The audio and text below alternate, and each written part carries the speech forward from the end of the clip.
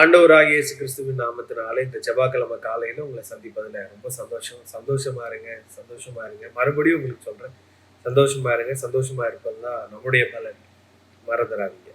இந்த வாரம் என்ன தியானிக்கிறோம் அப்படின்னா, அவர் மூலமாய் நமக்கு கொடுக்கப்பட்டதான ஆசீர்வாதங்கள் என்ன, அதை எப்படி மேன்மை பாராட்டணும் என்று சொல்லி சில காரியங்கள் நம்ம தியானிக்கலாம் அப்படின்னு சொல்லி இந்த வாரம் பார்க்கிறோம்.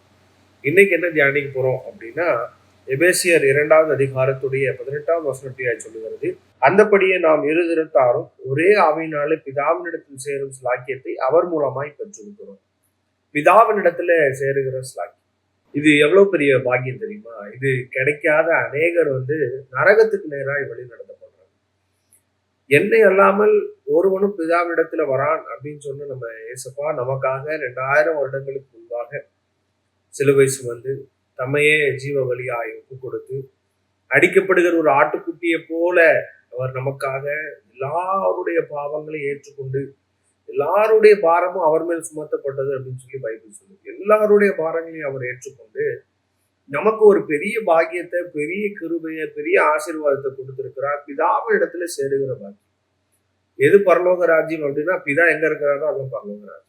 அப்போ பிதாவோடு சேரும்படி, பிதாவோடு இணைக்கப்படும்படி இந்த பெரிய பாக்கியத்தை நமக்கு ஆண்டவர் தந்திருக்கிறார். நம்முடைய உலக தகப்பன்ட்ட கொஞ்ச நாள் பிரிஞ்சிருந்தாலே திரும்ப சேருவதற்கு நம்முடைய இருதயம் எல்லாம் எப்படா அப்பாவை பார்க்கலாம் இல்லையா? அதே மாதிரி நமக்கு ஒரு நித்திய பிதா ஒருவர் இருக்கிறார்.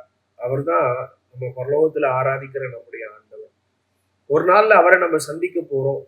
ஒருவேளை இன்னைக்கு இதை கேட்டுட்டு இருக்கிற தேவ பிள்ளைங்க, நீங்க ஆண்டவரை ஏற்றுக்கொள்ளல அப்படின்னு சொன்னா, இன்னைக்கு நீங்க இந்த வசனத்தின் மூலயமா, இந்த செய்தியின் மூலயமா ஆண்டவரை ஏற்றுக்கொள்ளுங்க. ஏன்னா அவரை இல்லாம பரலோக ராஜ்யத்துக்கு வேற வழியே கிடையாது. நானே வழியும் சத்தியமும் ஜீவனுமா இருக்கிறேன், என்னை அல்லாமல் ஒருவனும் பிதாவிடத்துல வரான்னு ஆண்டவர் சொன்னார். அப்போ அவர் மூலயமாய் நாங்க போகிற இந்த பிதாவின் இடத்துக்கு நீங்களும் வரணும் அப்படின்னா, இயேசுடைய ரத்தம் தான் ஒரே வழி. ஏசப்பா மாத்திரம் தான் ஒரே வழி. ஏசப்பாவை ஏற்றுக்கொண்டு அவருடைய பாதையில அவர் காண்பிக்கிற சிலுவையை தூக்கிட்டு அவர் பின்னாடி நம்ம போனா போதும், நம்மையும் அவரோடு கூட அவர் ஒரு நாள்ல கூட்டிட்டு போவார். ஒரு நாள்ல மனிதனாய் பிறந்தார், மனிதனாய் அவதரித்தார். அவருடைய வருகை மனிதனாய் இருந்தது. மனித தன்மையோடு பிறந்தார்.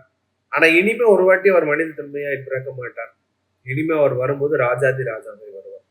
நாங்க எல்லாரும் 2ஆம் வருகை எதிர்பார்த்து கொண்டிருக்கோம். தேவ பிள்ளைகளே, ஒருவேளை 2ஆம் வருகை காத்துட்டு இருக்கிற நீங்க ஒருவேளை ஆயத்தம் இல்லாம இருப்பீங்க அப்படின்னு சொன்னா, சீக்கிரமா ஆயத்தப்படுங்க. ஏசப்பா சீக்கிரம் வரப்போறார்.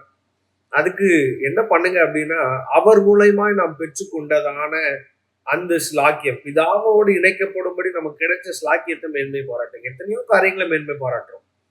ஆனா நமக்கு கிடைச்ச பெரிய பாக்கியம் என்ன அப்படின்னா, பிதாவோடு சேருகிற ஒரு அனுபவம், பிதாவோடு இணைக்கப்படுகிற அனுபவம். நமக்கு இதுதான் சமாதானம்.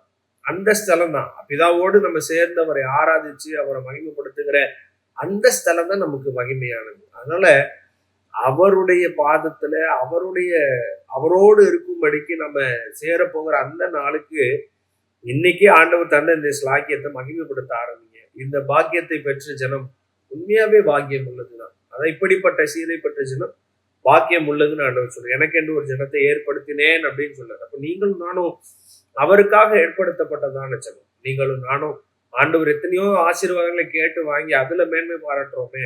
ஆனா நம்ம மேன்மை பாராட்டாத ஒரு பெரிய ஆசீர்வாதம், பெரிய பாக்கியம் என்ன அப்படின்னா, அவர் இலவசமாய் தந்த இந்த ரட்சிப்பு தான்.